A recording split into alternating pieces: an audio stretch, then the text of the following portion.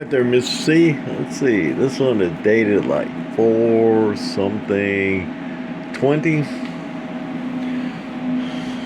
the big fat cabinet. Preamp works. So you have one transistor fail.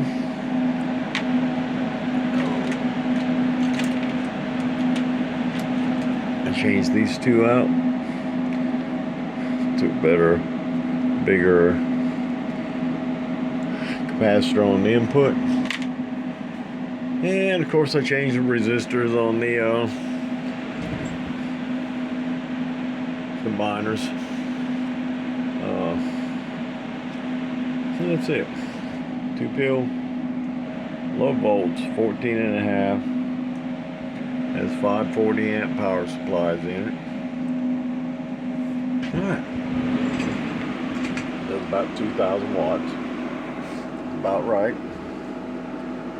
2,500 watt scale. Top scale. Hello, audio. Audio. Alright.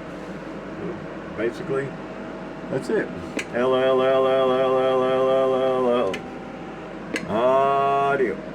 Audio. Alright. Both drop. Audio. So, at 14.5 volts,